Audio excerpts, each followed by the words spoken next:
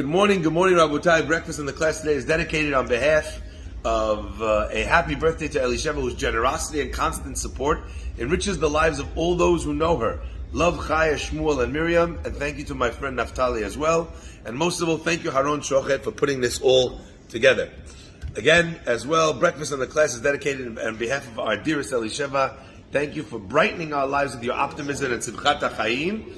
You inspire us silently with words unheard, yet weighted with emunah and bitachon. Happy birthday, may HaKadosh Baruch Hu grant you all your desires for good. Amen. Love your sisters and brothers. Also to Elisheva's dearest friend, Devorah Martin, for helping be part of sponsoring this class for Elisheva's birthday. If anyone needs to know, or needs to get in touch with Elisheva, any eligible people out there, they see how special she is, we can get you the details. Zaku Baruch, Elisheva, happy birthday. Elisheva is someone who spreads our words of Torah far and near, and has gotten many, many people involved in the shiur. And because today is her birthday, her friends are coming together to Yad Me'ah Ve'esrim with everything HaKadosh Baruch Hu could possibly bless you with. Yimaleh Adonai Kol Meshalot Tibech L'Tova. Okay, Rabutai, we stand almost a couple of days before the holiday of Pesach, and there's many different parts of the Haggadah that get a lot of press.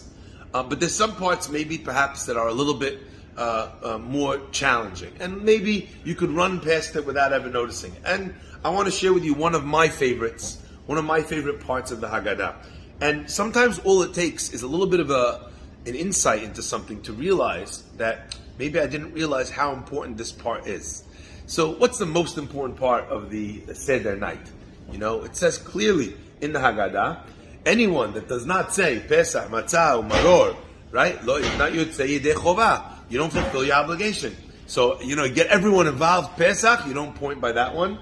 Al Pesach zeh, al shum ma, and then it says that. Then Matzah zu, everyone's pointing at the Matzah. Maror zeh, everyone's pointing at the Maror. Okay? And each time we quote the pasuk that mentions those three items, and those are the highlights of the Seder. Those are the most important parts of the Seder. But then it makes you wonder, why exactly did we have this entire narrative of the Haggadah written around it? If you want to tell me, insert Egypt story here. Fine. So I'll tell the story about how we got to Egypt, how we left Egypt. But it seems like the Baal Haggadah, and in fact, this is coming from already the Gemara in Pesachim, where the Gemara has a specific formula for how it wants to communicate to you what the story of leaving Egypt was. And in fact, we start all the way in the beginning. Arami, Oved, Avi. What is that? What does that mean? What's this part? What does that mean? Right? Mitehila, Ovde, Avodah Zara, Hayu Avotenu. From in the beginning, right? Our forefathers worshipped Avodah Zara. And after that, God brought us close, and then it tells you the story. So the Gemara says we need to start with this negative, u'misayem, and end with shvach, with praise, with something which is more positive. So our rabbis tell us there's a formula for how you give over the story of leaving Egypt, which makes you realize that every part of that Haggadah was specifically written for a reason. And one of the things that I find is very helpful in mining for the Haggadah's many treasures is asking myself, what in the world? What is this part? This has to be in my Haggadah. You need to tell me, Yachom Rosh Chodesh. It should have been from Rosh Chodesh. You need to tell me that. That's the backdoor stuff. That's telling you, specific laws and rules about why is it that we're communicating each piece. So I wanted to share with you one part of the Haggadah that I thought was very beautiful. We say in the Haggadah, Baruch Shomer Havtachato, blessed is he who keeps his promise to the Jewish people. Baruch Shomer Havtachato. Now, let me ask you a question. Imagine for a minute, you call me up and you say, Rabbi, I have this guy at my door. He's claiming to be a rabbi. He's claiming to be a worthy recipient of tzedakah. What can you tell me? What could you tell me about it? Imagine I tell you, the guy, he knows all of the shas, all of the gemarot. He knows poskim. He knows all the people that are rule. This guy's unbelievable. Or if I tell you, maybe he's not the biggest Talmid Chacham, but the guy has a heart of gold. He supports, all the almanot, all the widows, and takes care of the orphans, and he runs the school in the community. That's something impressive, right? Now, imagine we're describing not a guy who deserves your tzedakah, but someone who deserves your admiration. Imagine I was describing one of the most special people you can imagine. Probably I would give you something a little bit more heavy, a little bit more impressive. Could you imagine if after calling me, the approbation I gave, the compliment I gave to the person you were asking me about is, the guy doesn't break his word. So you're telling me, okay, so basically you're telling me he's not a crook. That's what you're saying. Could you imagine saying to God, Baruch Shomer Haftachato, Ahzaku Baruch Hashem, you said you were going to do something, and you did it. Well done. We expect that from any person. If a person promises something and doesn't deliver, what do you think of him? He's not a non-tzaddik. He's a rasha. He's somebody who doesn't keep his word. Right? We expect people to keep their word, to keep their promises. When they don't keep their promises, we call them, or we feel that they were dishonest. So we're saying about God, Baruch Shomer Avtachato, Hazaku Baruch Hashem, that you kept your word. That's a little underwhelming when you're trying to describe, or you're trying to say, blessed are you to Hashem. Baruch Shomer Avtachato. Our rabbis explained something very, very powerful. And I want this to penetrate, okay? I want you guys to think about this idea. Shomer Avtachato could mean that God keeps His promise, or it could mean that God guards His promise. At the front door of our synagogue, at the front door of the malls in Israel, you have what's called a shomer, someone who is protecting. God didn't keep His promise, He protected His promise. So let's look for 1 second. Borei Olam says, at the end of 400 years, that's what He promised Abraham. He says, this nation, you should know your children will sojourn in a land that does not belong to them, 400 years. And after that, right, they're going to go out of this country. And I'm going to what's it called? I'm going to punish the people that tried to keep them there. Right? And actually, if you count the years, you'll notice that it's not 400 years. It's not. Right? How long were they in Egypt for? 210. It was, when you go into a store, right, and they're selling Egyptian slavery, and there's a big sign that says 50 off. You know? It was the Black Friday, Yani, okay? Hashem says, all right, so 400 years? All right, okay, 210, not yeah. Apples b'shekel, chatzi shekel, b'seder, chatzi shekel, ya baba. Right? That's what's happening over here. Borei Olam gave us a discount? No. Our rabbis explained that HaKadosh Baruch Hu chishev et haketz. God, He counted, He estimated, He rounded up, He chishev, He included et haketz. Our rabbis explained that the word ketz, kuf is 100, and sadi is 90. What is the ketz? He counted the 190. 210 and 190 is 400. God took the extra 190 years that the Jewish people still had left, and somehow He did what we call today creative accounting. He said the Jews worked very hard. But they say, what do you mean? But you said they were going to work very hard. Yeah, but I didn't say they were going to work this hard. Borei Olam counted the fact that they worked for very long. He counted the fact that they had many, many children. And He said, look, even though I said 400 years, that's a normal-sized nation.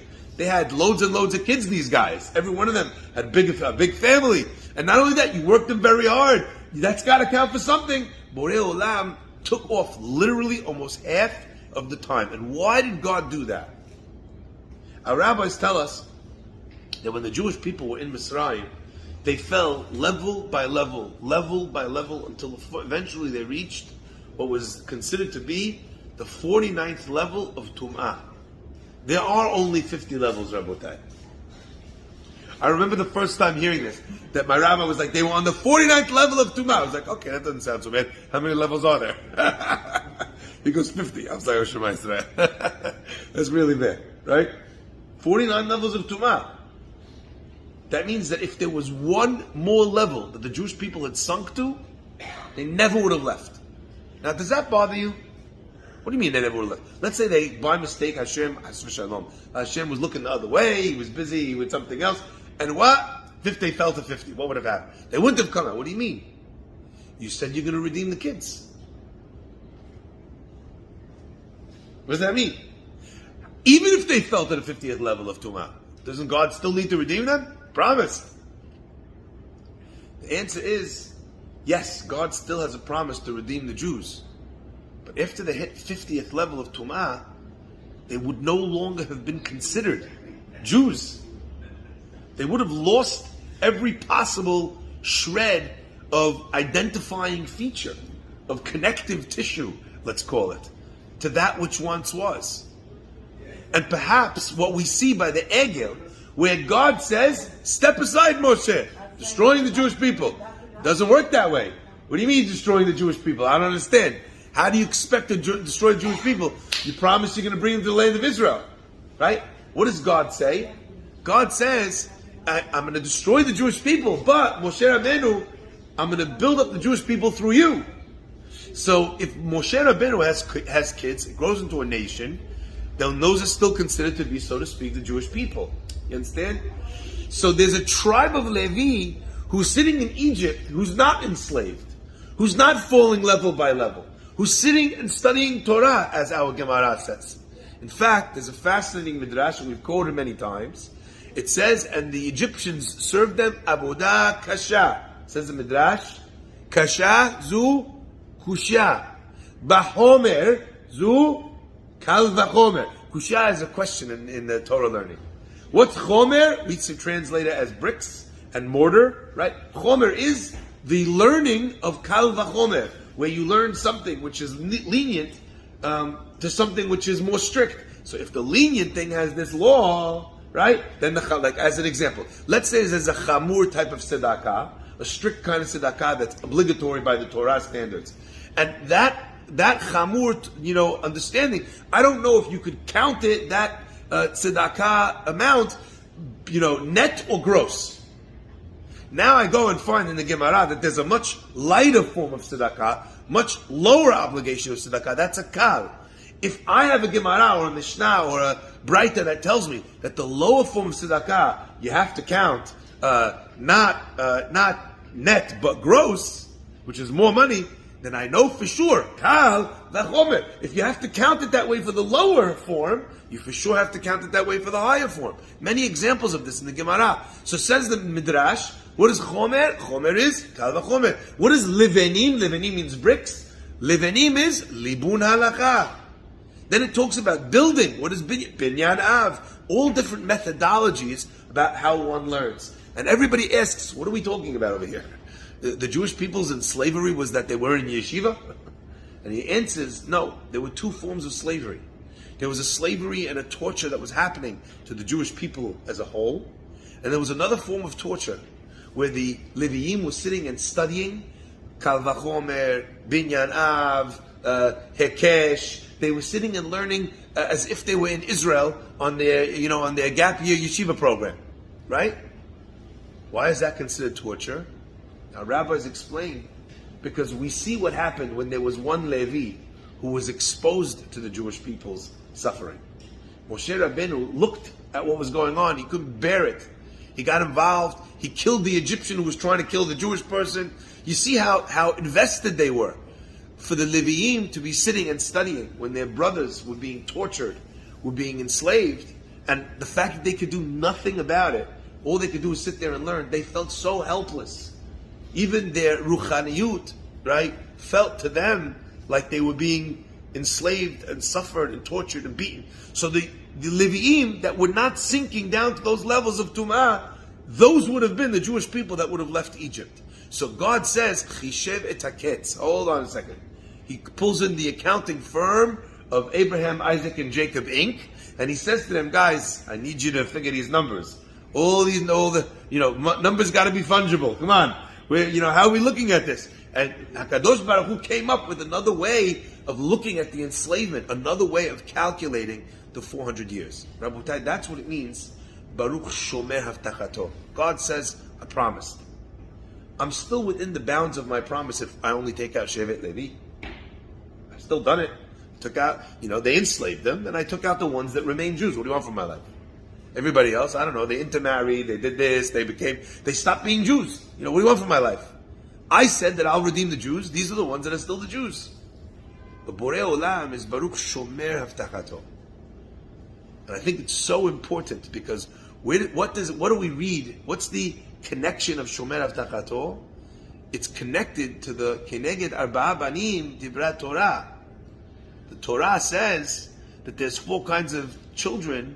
The Chacham, of course, yeah, fantastic. Let's redeem him, right? The Tam, the Eno Yodea Lish'ol Hazit. They're either too simple or they don't yet know how to ask. What do you want from their lives? What about the Rasha? Am I going to redeem the Rasha? Now the Haggadah says that you tell the Rasha, Ilu Haya Sham, if he was there, Lo Haya Nigal, he would not have been redeemed. But the truth is that Borei Olam actually did redeem Rishayim. He did. Imagine, if you will, Rambam's definition of tzaddik versus rasha. Right? How does he define a tzaddik? A person who has equal amounts, mitzvot averot. That's how he says a tzaddik.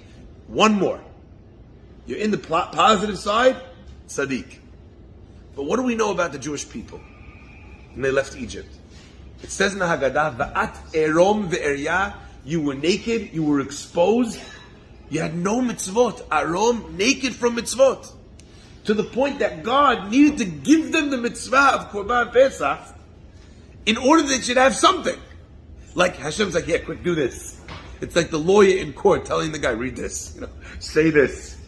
Right, stand up, sit down, right? Borei Olam, they were Arom ve'eryah. They had nothing. So much so that we need to come on to the fact that you know why they were redeemed? Because they didn't change their clothes. They still had Jewish names. Right? That's what you got. You had Jewish names. When they say something is luxury in name only? I still remember I was driving in Israel and this guy had on his car, the thing that they have, like the lion at the bottom of the car out of silver, along the bottom of the doors, the Mercedes. And only in Israel you could have this. Silver line at the bottom of the car, and then it ends in like a script letters. You know what it said at the end of that silver line? It said, high class. Because there's nothing that says high class more than a sign that says high class. Rohi, if you need to tell it to me. That's not it, right? They were Jews. What do we say? They had Jewish names. Perhaps they were Jewish in name only. In clothing only. They looked like they Jews. And that was... So these are not tzaddikim. God is taking even these people out. That's Baruch Shomer Havtachato. Sometimes when a person is heading in a direction where everything is going to fall away from them, Borei Olam institutes something. He sends them something to make sure that he can keep his Havtacha to them. You and I, even if we're not such great people, we all come from very great people. You know that, right? You have a grandfather, Joe, I'm sure, or a great-grandfather, or a father. I'm not trying to diss anyone's parents, or someone in that line was a big tzaddik, right? Sometimes we know who it is. Sometimes we don't know. We got to go back a few more generations, right? But everybody here has what's called zechut avot. Borei Olam looks at this person, this tzaddik in Gan Eden in the eye, and says, I'm not just going to let your son walk away. I'm not just going to let your daughter marry that guy and chalas and write off the kids. Come, let's throw some obstructions in the way. Let's give him a sign. Let's show him something that he needs to see. I still remember a story that really shook me to my core about a young Jewish man who came to a very big rabbi, and he said, what is all this stuff, this Jewish stuff? They're asking me to do this, they're asking me to do that. Dachila, come on, it's too much, I can't deal. And the rabbi looked at him, and he said, listen, I want you to promise me you'll do one mitzvah. One mitzvah you do for the rest of your life. What's the one mitzvah? He says that you're going to put your shoes on in the morning, the halacha. It's not hard. It's easy mitzvah. No one's going to see. Put your right shoe on first, then you put your left shoe on, then you tie your left shoe, you tie your right shoe. Does it matter? It's the same investment of effort to do right, left, right, as it is to do left, right. Does your hair care like this? What's the big deal? What was the rabbi thinking? I'm sure the rabbi was thinking, he'll tie his shoes like this in the morning, maybe he'll get his day off to the right start. There was an admiral, you can see a beautiful speech from an admiral in the Navy that says that the only thing you need in order to live a good life is to make your bed in the morning. You know why? Because you started your day off with seder, correctly. I'm responsible for my bed. This is my bed that I sleep in. I'm going to make the bed. Okay? Rabotai, we have this idea in the Sefrei Musar long before we saw it on YouTube. The rabbis used to say, if you want to go check out your son and see how he's doing, you don't even have to go to the Beit Midrash and see how he's studying. Go to his dorm room. Look at his closet. The guy who has a house that's flying, the guy's head is flying. If he's a misudar in his life, in his interactions with people, then you know that his head, his heart, his soul are misudar, are in order. Anyway, so the guy is sitting, the rabbi probably thought every day he starts off on the right foot, Yani. Yani, and literally, he starts off on the right foot with the right foot. Then he goes to the left foot, right foot. Hazak Baruch. Maybe that will start. Anyway, the guy every day says, you know what, I promised this old rabbi, long beard, piercing eyes, I'm going to do it. He's probably worried, otherwise some juju is going to get him. Okay? Every day, until one day, it's one morning, but it's a very important morning. It's the morning that he's getting dressed to go to his wedding, to a lovely young woman whose name is, I don't know, Mary or Catherine or whatever, some other Jewish name that we've only recently started naming. Okay? Svetlana, I don't know what it is, whatever it is. Okay? A name that maybe is not as common to our circles. Didn't matter. Judaism didn't mean anything to him. His family protested, but there was nothing they could say. And he sits down in the morning and he takes out his brand new wedding shoes, right foot, left foot, like he's done 1,000 times since that day. And then it struck him like a ton of bricks. Even if this is all that I have, I still have a connection to being part of the Jewish people. I'm doing this because the halakha tells me to do this. How could I have this tiny connection? Even something so small. If I have something, I'm going to throw now even that away, and my children from this woman are not even going to have tying their shoes? You think he thought back in a flash to his father, his grandfather. He thought back to all the lessons of Jewish history. And the last thing that he had left, what was it? It was a shoelace. When the king of Sodom, he goes to war, he says, Mechut ve'ad sruch na'al. Right? Abraham says to the king of Sodom says, take everything, just give me my people back. And Abraham's like, I don't want your people. I came to get Lot, I came to save him. I don't want a string ve'ad sruch na'al, until a shoelace, Abraham says. I don't want anything from you. Yani, I want my own shoelace. There are Jewish shoelaces, Rabotai. And that tiny mitzvah was enough for him to crawl back. Now let me ask you, Rabotai. This always got me. What if the mitzvah that the rabbi would have told him was not a mitzvah in the morning? It was a mitzvah in the evening. After the wedding, he's like, he takes off his shoes the right way. It's too late. Right? It's the morning getting dressed in the wedding clothes that made the impact. Who made the rabbi think that specific mitzvah to give him? Borei Olam. That's Baruch Shomer Avtachato. And I imagine after this boy called off the wedding, took those shoes and ran away, and rejoined his people and married someone actually that he could connect to and build a Jewish family with. I imagine up in Shamayim, Borei Olam tapping his grandpa on the shoulder with his red eyes, crying because today was the wedding day, and Hashem saying, do I keep my promise or do I keep my promise? Baruch Shomer Avtachato. HaKadosh Baruch Hu intervenes with surgical precision to ensure that the things that He promised us they are given their very best chance for achievement and survival. Look for Hakadosh Baruch Hu's motions. Look for His fingerprint, and you will most definitely see it. Baruch Adonai Leolam. Amen.